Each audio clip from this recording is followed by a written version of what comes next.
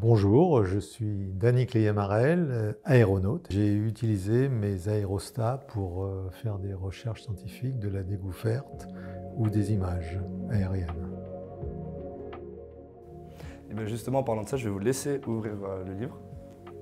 Je défais le petit nœud. Exactement. Et j'ouvre au hasard. Enfin, j'ouvre, non, première page. Ouais, première page. Et donc pour la première page, on a une photo qui nous fait un peu penser à l'affiche du Festival des écrans de l'aventure pour cette 30e édition. Oui. Puisqu'on y retrouve justement la même montgolfière. Alors cette montgolfière, c'est ce que j'appelle la cinébule. C'est une petite montgolfière motorisée qui permet d'aller un petit peu où on veut. Et cette photo, elle a été prise pendant l'expédition à Madagascar. Pendant l'émission à Madagascar avec Nicolas Hulot pour l'émission Ushuaïa Nature. Donc, à la vue de cette photo, est-ce que ça vous rappelle certains souvenirs, en fait, certaines émotions, certaines anecdotes de tournage, peut-être des difficultés que vous avez eues, des rencontres que vous avez faites? Oui, alors déjà c'est un endroit absolument magnifique. C'est ce tournage-là avec Nicolas Hulot qui a donné envie à Évrard de retourner dans cet endroit. Donc on est retourné quelques années plus tard, exactement au même endroit. C'est vraiment un endroit fantastique. C'est, comment vous expliquer, on dirait presque comme un cerveau, avec c'est très encaissé, très très profond, et il y a une forêt, il y a de la végétation, il y a de la faune, la flore magnifique, au fond de tous ces petits canyons. Oui, c'est un endroit fantastique et j'ai pu faire des vols extraordinaires à cet endroit-là.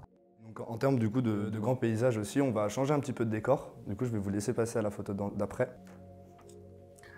Ah oui, ça c'est autre chose. Mais où est-ce que vous avez trouvé tout ça? Donc ça, c'était un film qui s'appelait African Safari 3D, où on est parti une partie de Namibie.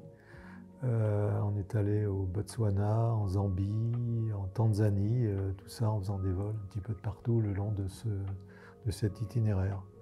Très très bon souvenir aussi parce que la Namibie, c'est un endroit où les dunes de sable tombent dans l'eau, dans la mer, et c'est fabuleux, quoi. C'est des endroits magiques. En plus, on a traversé plein d'endroits où il y avait beaucoup d'animaux. Ça fait partie des plus beaux voyages que j'ai pu faire en Afrique. Et il y a eu certains endroits où vous avez certainement eu beaucoup plus froid, oui, comme sur la prochaine photo. Pour l'expédition polaire. Polaire, enfin, je suis allé souvent dans ces régions-là. Ça, c'était au Groenland. Groenland, c'était la baie d'Ilulissat, où se déverse un des plus grands glaciers du monde. Voilà, donc j'ai eu la chance de pouvoir, je suis allé 5 fois ici, dans cet endroit-là, de pouvoir voler sur les icebergs. Et les icebergs, c'est très très curieux parce que tout est en mouvement. L'iceberg, il avance. Tous les petits morceaux de glace qui sont là avancent aussi, mais peut-être des fois dans des courants différents. Et quand vous volez très proche de tous ces trucs qui flottent là, on ne sait plus si on avance, si on recule, on ne sait plus du tout où on en est. C'est très déroutant. Mais c'est des endroits qui sont superbes. On s'est posé sur les icebergs, on a fait... Bon, ça aussi, c'est un monde très différent du sable, mais c'est très très beau aussi. Est-ce que sur les différentes fois où vous êtes venu, vous avez pu constater un changement, le dérèglement climatique? Tout de suite, oui.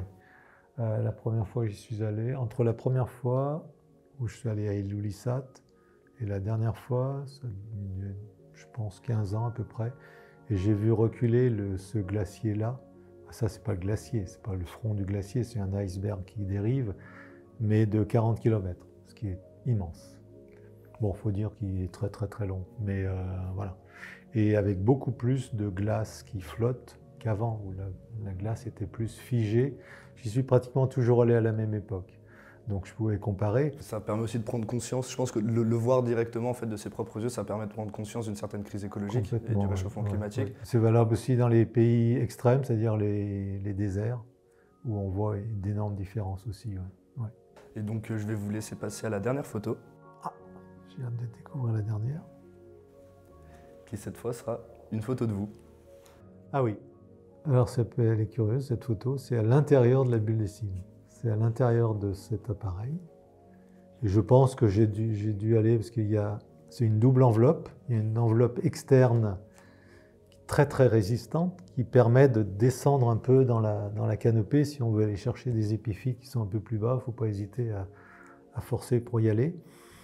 Et à l'intérieur, il y a une double enveloppe. Il y a une enveloppe en PU, en polyuréthane, et avec une soupape. Et je pense que j'ai dû aller ouvrir la soupape qui permet de libérer de l'hélium si jamais il y a une surpression, des choses comme ça, pour éviter qu'elle explose, quoi. Là, je vois qu'il y avait des petites déchirures. Ça se trouve, c'est ça, hein, une petite déchirure dans l'enveloppe que j'ai dû venir réparer. Oui, ça doit être ça, parce que je vois qu'il y a un rouleau de scotch. Et là, il y a des bouts de scotch. Je pense qu'il y a un scientifique qui avait dû aller un peu trop profond dans les arbres. Un peu trop explorateur, peut-être. Voilà. Eh bien, merci beaucoup pour tout ça. Ah ben de rien, ça a été un petit voyage rapide, du chaud au froid, aux forêts. Enfin, voilà. En espérant que ça vous ait remémoré certaines Oui, choses. oui, tout à fait. C'est sympa.